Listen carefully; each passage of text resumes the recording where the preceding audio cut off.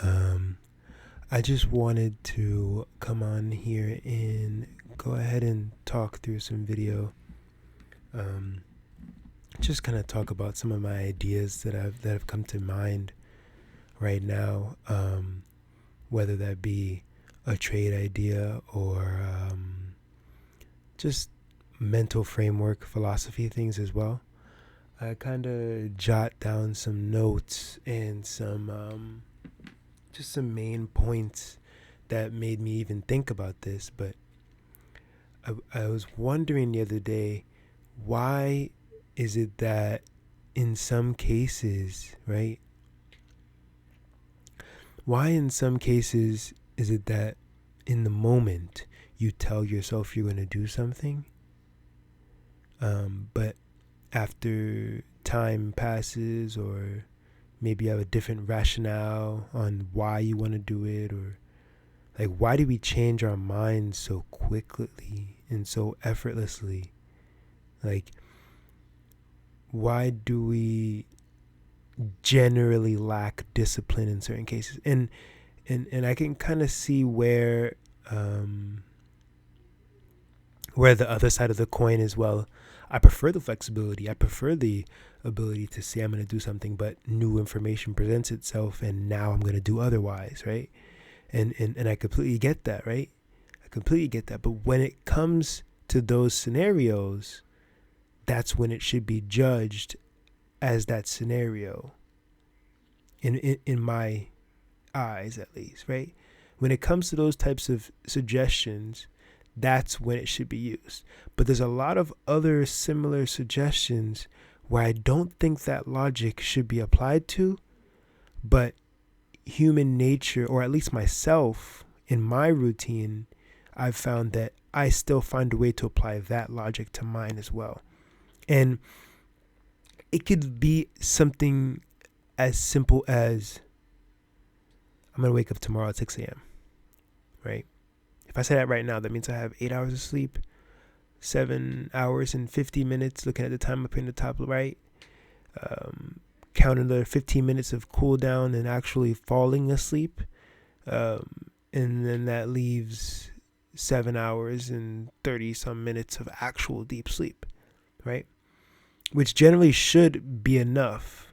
But for some reason, when I wake up, I still am dead tired, almost like to the point where I feel dead tired, right? And I've been doing some research, and I'm thinking, like, is this because I didn't get enough sleep, right? Or is it because I know that at 6 a.m. I don't have a direct responsibility to anyone else, right? To anyone else, really, except for myself, as to why I want to wake up at 6 o'clock, to be able to, get up, 10-minute meditation session, maybe, do a quick circuit workout, do some lunges and some push-ups and squats, and just kind of, shake my arms a little bit, and then ease into eating some oatmeal and maybe read a few, catch up on some market news, and just kind of ease into the day, right? And all in all, that process should take about an hour, hour and a half. And then my other responsibilities can come into play after that, right? Whether that's heading into the office or checking trades, or and things of things of that nature, right? Without disclosing too much, whatever. But then, it goes back to this thing that I've noticed, and I don't know if this is a problem or not, but this is Thinking Fast and Slow, the book that I've more recently dived into. And I just reached this portion where the author is talking about a two systems approach. And it just reminded me also of something that I took in class, a theory that was mentioned in class, in my communication theory class, right? So I'm starting to just connect these dots, and I figured, let me just hop on here and try to see if talking through this would help me, or if it would even cement it further, right? Because I think a lot of times when I'm talking, it gives much more depth, much more meaning to what I'm trying to say, what I'm trying to learn, or what I'm trying to apply to myself. And I think that's also why I purchased this mic in the first place, to just explore that realm alongside going over trade ideas and some other things. Looks like the short's looking solid so far. We could get into that a little bit later, but this is the Agent's Fireside Chat, and I guess this is my first attempt in adding some philosophy or some, principles into my talk, if you will. So I guess we'll see how well this goes from here. But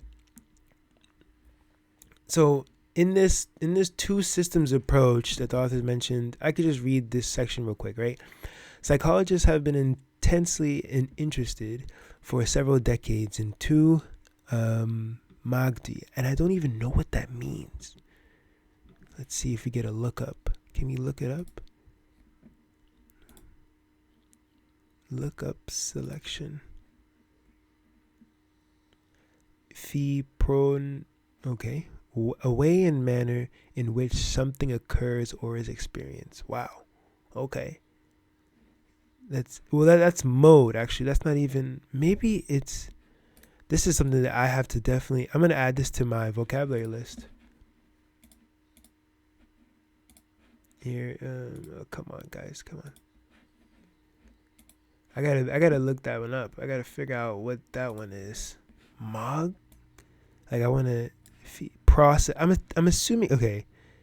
Cease of thinking evoked by the picture of the angry woman and the multiplication problem, and have offered many labels for them. I adopt terms originally proposed by the psychologist Keith Stanovich and Richard West, and will refer to two systems in the mind, System 1 and System 2, right? So this is kind of where I was talking about. System 1 operates automatically and quickly, with little or no effort and no sense of voluntary control. System 2 allocates attention to the effortful mental activities that demand it, including complex computations, and the operations of System 2 are often associated with the subjective experience of agency, choice, and concentration. The labels of System 1 and System 2 are widely used in psychology, but I go further than most in this book, which you can read as a psychodrama with two characters, right? And then let me add that word in actually here real quick. Whatever, I will adjust this later when I get that definition and maybe more context. Also, put the tag, come on.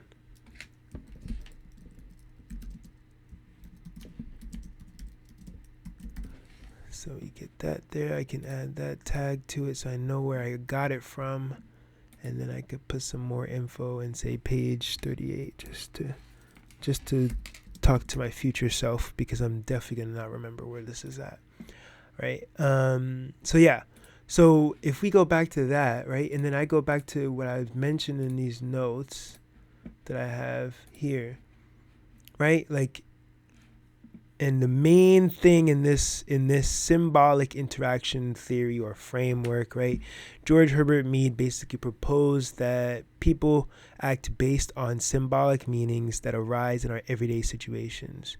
And the theory is based around a relationship form and shape us in every early age within our lives.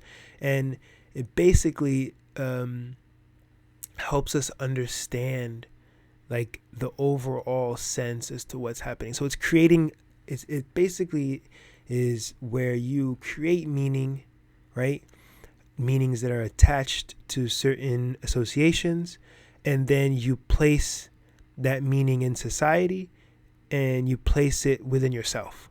So now you have two versions, right? So I'm assuming you guys know where I'm headed with this, right? You have two versions of this identity of what is self, right? Your self concept, and then the self, and then yourself outward facing to society, right? So what you're keeping within your realm and what you're distributing out as what you would like to be portrayed as within society. And this is one of the part that reminded me, because when I started reading this two system, it just said, oh, I remember the two dimensions of self. Cool, boom, I recalled that. And these two dimensions are I, the subject, in acting and self-driving and leading the running of your life, right? As well as I, the spontaneous, creative self that responds and is ever flowing. And then me, which is the object, the observer of the actions, the subconscious self that overviews and actually analyzes their life, as well as the me reflective self that regulates and is more self-aware of the decisions that I made and the impacts of those decisions, right?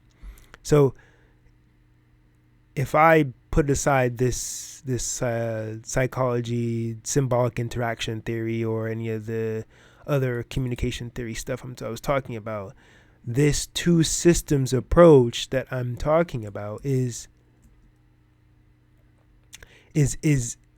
essentially that in itself, right? It's, why is it doing this? Maybe if I go back to something small, right? No, that's weird. Why does stuff always act weird with me on here? Like, why you want to give me problems, man? I was just on this page for how long and nothing happened? But you read what I was talking about, and you know exactly what I mean when I was talking about this in the book, where, let me close this out and reopen it. But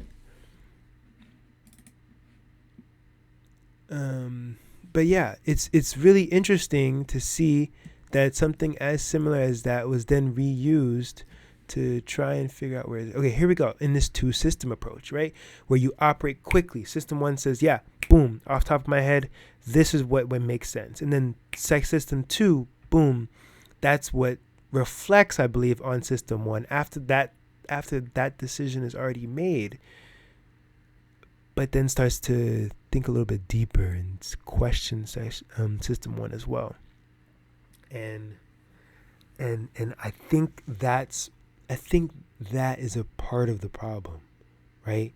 System one says, oh yeah, I want to meet these goals, I want to do these things, I want to be able to accomplish this, so I'm going to go to bed right now early, or I'm going to wake up early, or I'm going to eat this way, and I'm going to work out, or I'm going to make sure that I spend 3-4 hours studying this week, or whatever goal that you have. And you quickly come to that decision.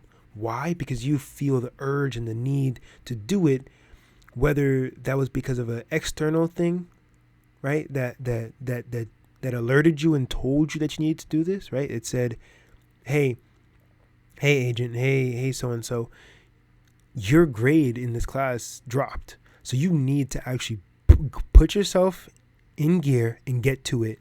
And you made that decision quickly because of that, right? That whether that ulterior motive of you being scared about the class or grade, or you looking in the mirror and seeing more weight than you usually do, whatever that is, it flips you there, right?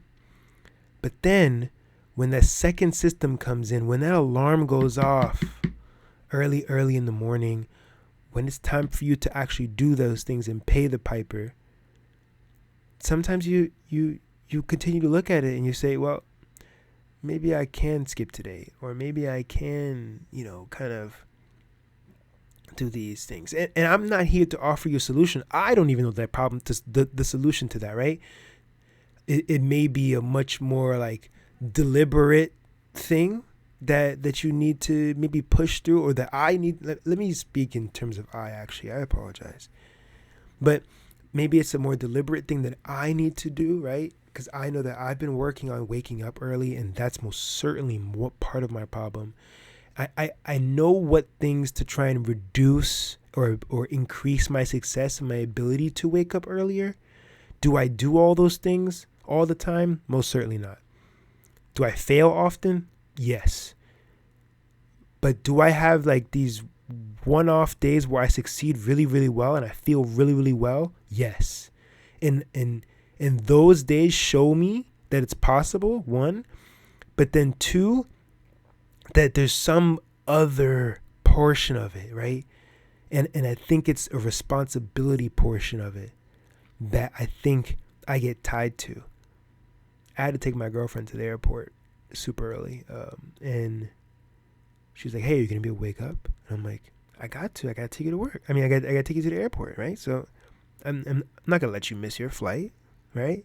That responsibility allowed me to wake up not only when we're supposed to be gone 4:45 in the morning, but I woke up 4 times that night.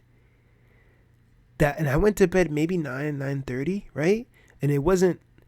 So when you think about it, from 9 to like 4:40, that's what's that? That's 7 hours. About the same 7 hours, 7 change that I would have, like I mentioned at the beginning of this episode.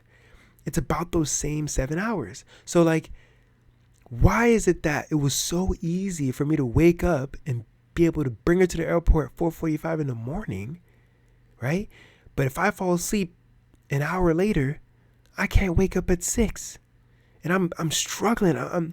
And I made that connection recently that it was the responsibility that I put on myself that said, Nedrick, agent, you got to bring her to the airport.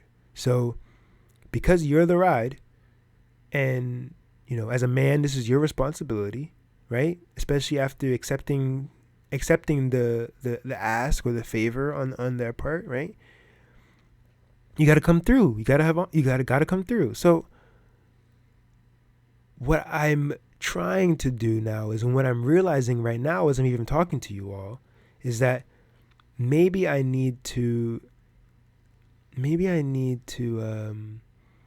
start to place more emphasis, more responsibility on myself with my progress, right? Trying to apply maybe not the same amount of stress or the same amount of emphasis as taking someone to the airport at 4:45 in the morning, because that not only, yes, it was effective, but was it efficient? No, because I woke up at 1. I woke up at 1:30, went back to sleep at 3.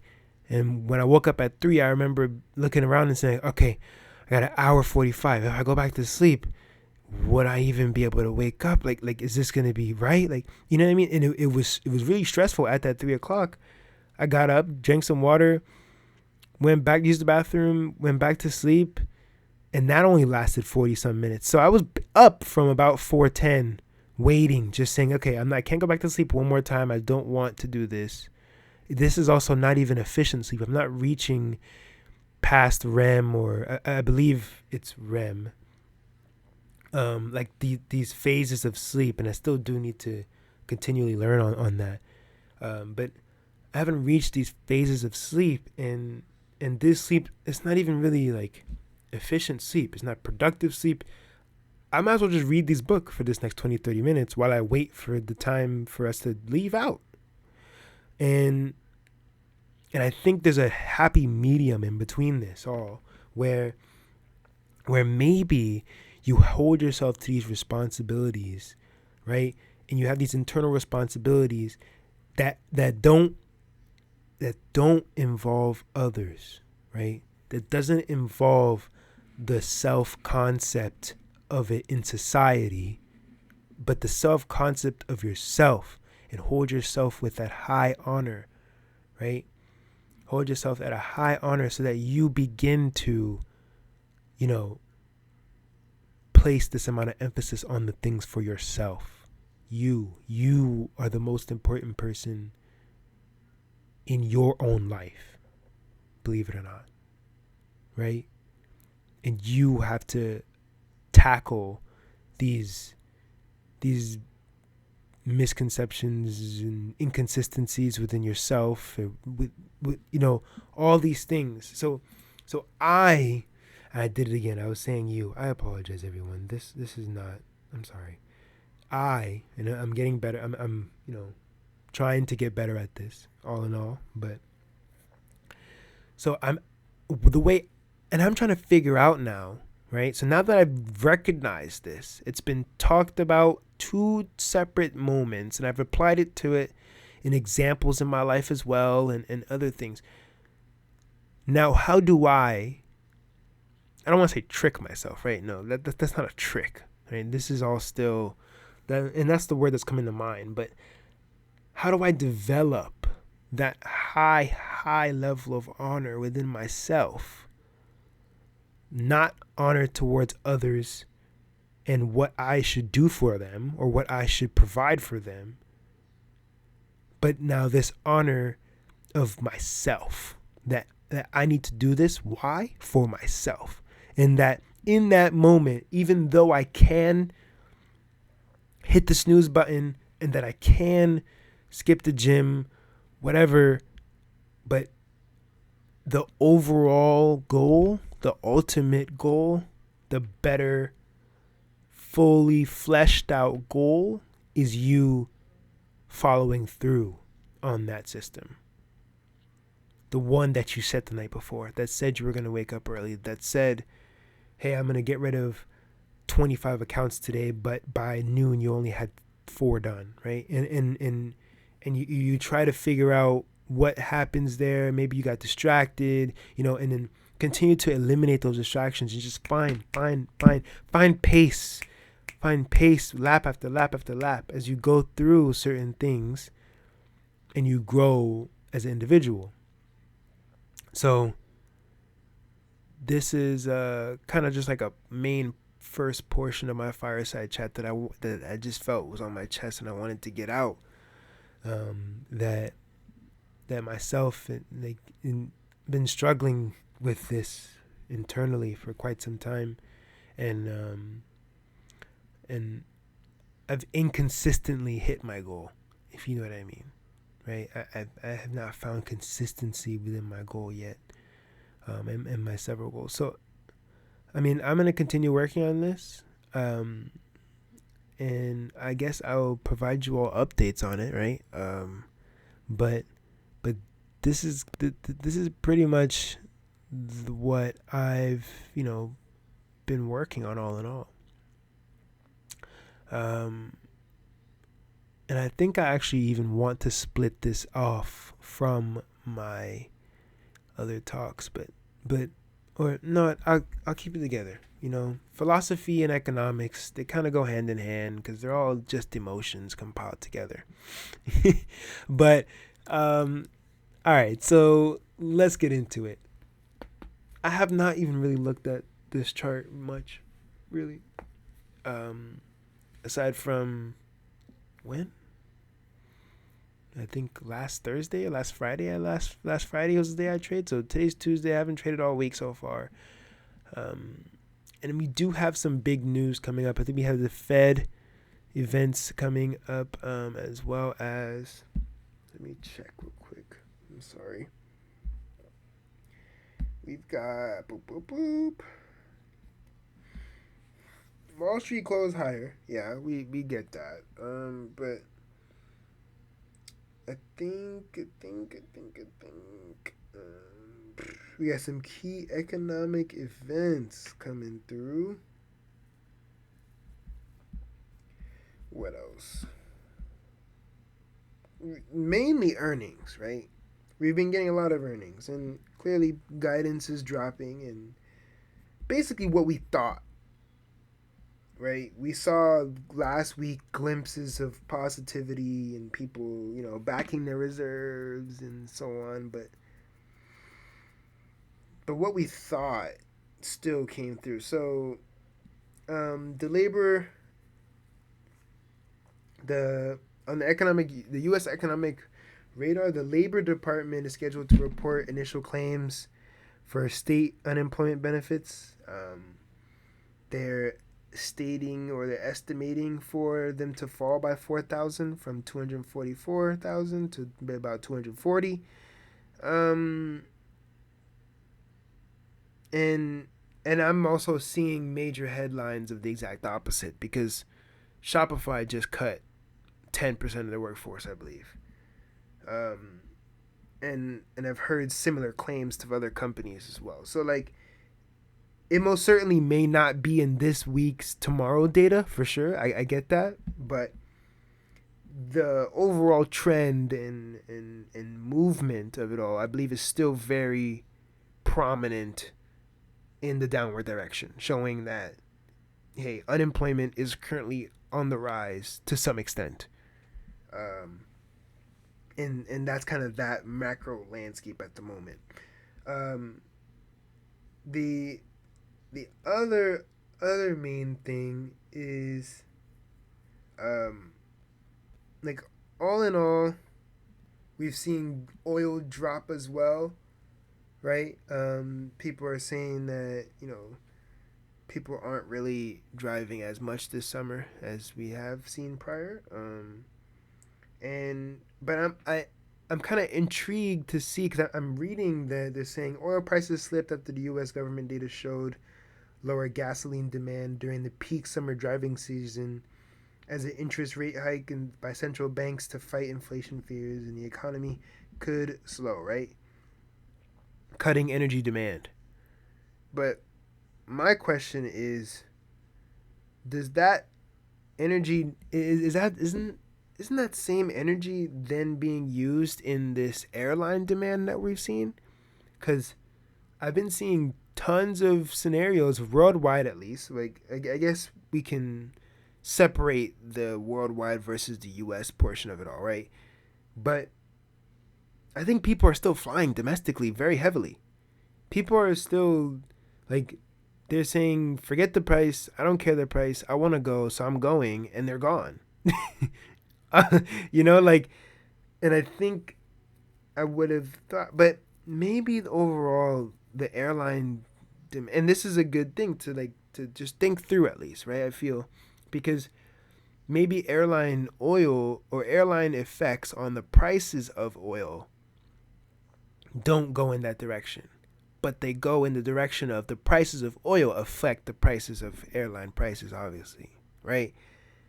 So that kind of gives you maybe like a pie chart of the overall impact in the price of oil, right? Because if we see flight demands increase, we're not really seeing the oil price increase heavily either, right?